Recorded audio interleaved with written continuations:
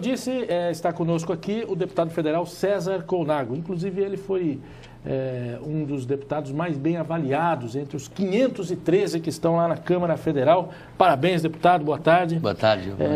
Sua atuação faz jus àquilo que o senhor vem fazendo ao longo de toda a sua carreira. Agora, deputado, me diz uma coisa. O senhor é secretário executivo de uma comissão que trata especificamente da questão do PIS/COFINS. E isso interessa muito a quem trabalha na área do café e que é muita gente aqui no Espírito Santo. Me atualiza aí a respeito desse assunto, primeiramente. É a Frente Parlamentar do Café, que tem muitos mineiros e capixabas, né? Eles são especializados mais no café arábica, que é o café das partes mais altas, né? O café das regiões mais frias. E o Conilon, que é a cara do Espírito Santo. Sim. Essa frente vinha em várias lutas. Uma delas era que nós tirássemos o PIS/COFINS diretamente do café em coco, café verde, e ele fosse lá para a torrefação. Muito melhor para o fisco, para controlar poucas empresas, do que você ter essa relação, diretamente com o produtor. Foi uma luta muito grande dos produtores, das cooperativas, dos compradores de café, dos comerciantes, dos exportadores e dos torrefadores. Isso foi bom, porque isso vai, com certeza, melhorar muito para o nosso produtor e também organizar melhor a cadeia. Uma cadeia que é muito organizada no Espírito Santo, que é a produção de café, e o café é um produto que mobiliza no Brasil milhões de pessoas, mas no Espírito Santo, com certeza, em torno das 400 mil pessoas. E foi uma vitória da Frente Parlamentar, que é uma frente mista que tem deputado federal e senadores. Eu sou o secretário executivo, Minas Gerais ficou com a presidência e foi uma conquista importantíssima, esperada há 3 anos, mesmo antes de eu chegar, já se conversava com o executivo. Já teve o trâmite final disso? Foi aprovado na Câmara e semana passada foi aprovado no Senado, na terça-feira já foi para que o Executivo possa fazer agora a sanção dessa lei e publicar essa lei. Bacana. Outra coisa, o Código Florestal, que também interessa muitos produtores aqui do Espírito Santo e acho que interessa a todos nós, né?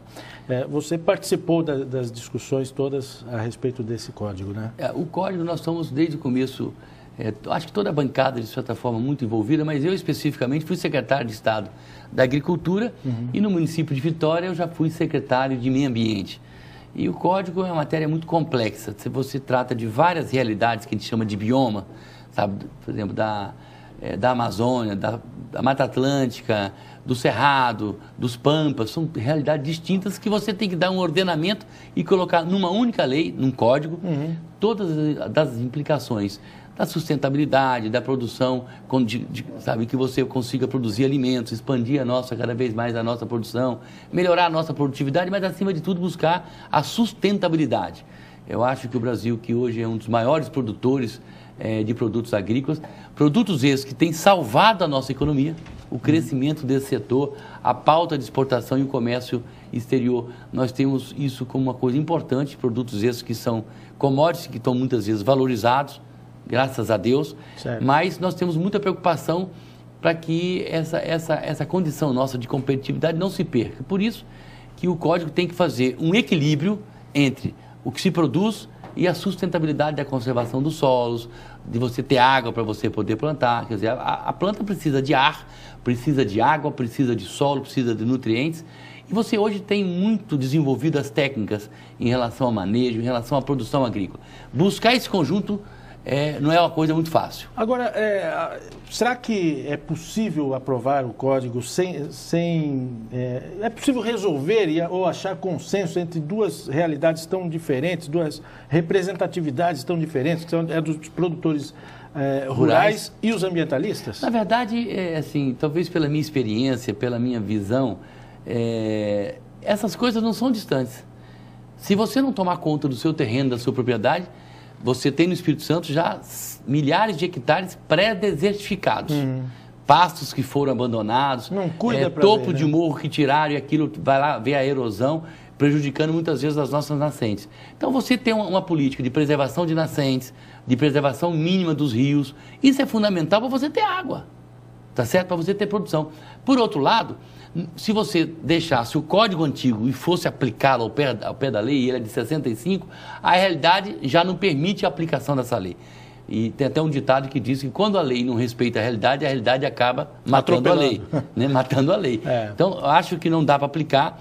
Muitos produtores ficaram em desajuste com o código, com possibilidade de serem multados de 2008 para cá, por isso que essa discussão adiantou tanto. Mas isso vai longe ainda, né?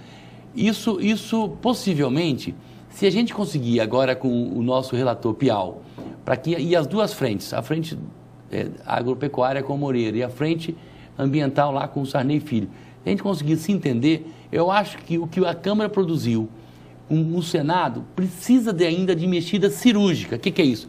De algumas mexidas. Mas eu acho que a gente consegue aprovar um código e ser sancionado pela presidente Dilma. Ainda esse ano? Agora.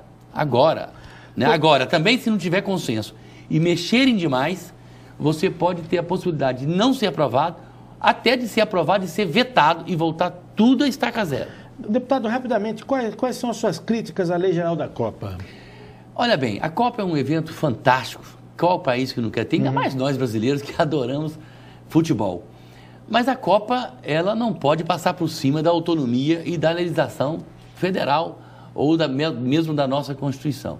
Tem aspectos da Lei Geral da Copa em que ela está ferindo direitos individuais, direitos sociais. Por exemplo, o Estatuto, Constituição, o Estatuto do Torcedor tem uma determinada posição que ela quer agora, por exemplo, a questão da bebida alcoólica.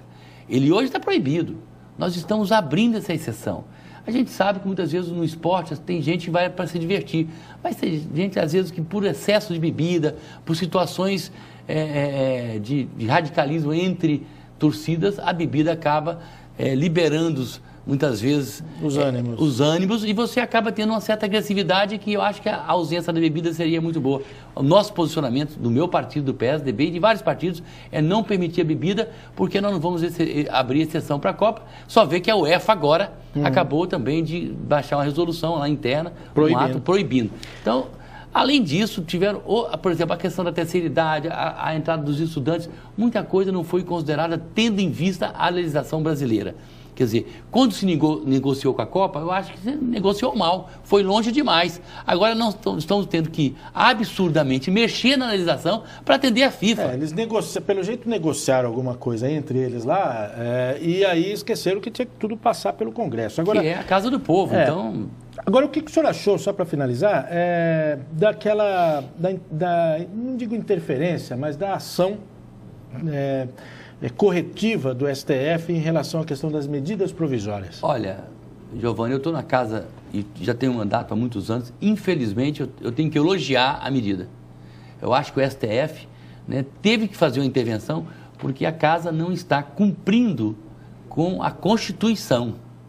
Não está cumprindo que você recebe uma medida provisória, você tem que nomear, os partidos escolhem e o presidente instala uma comissão mista entre senadores e deputados para analisar o projeto numa fase de 45 dias.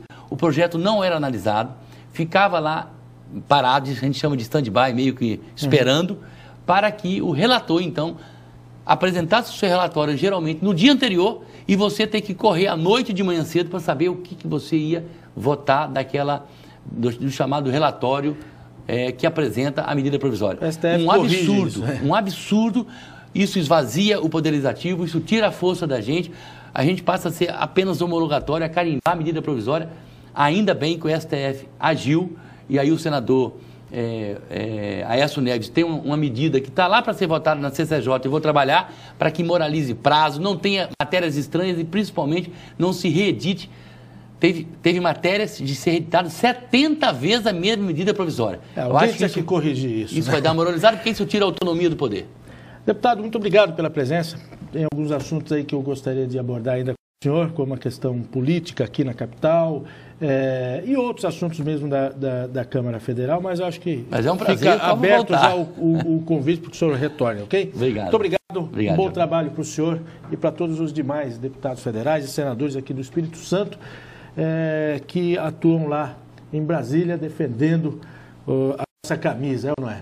Bom, essa entrevista vai estar no YouTube amanhã ou depois, tá? youtube.com/TV Capixaba, aí você procura o Espaço Capixaba e vai estar lá a entrevista com o deputado César Colnago, assim como vai estar com Marcos Magalhães, que vem aqui daqui a pouco, diretor da FEComércio, falar sobre uma pesquisa que mostra o quanto as famílias capixabas estão endividadas.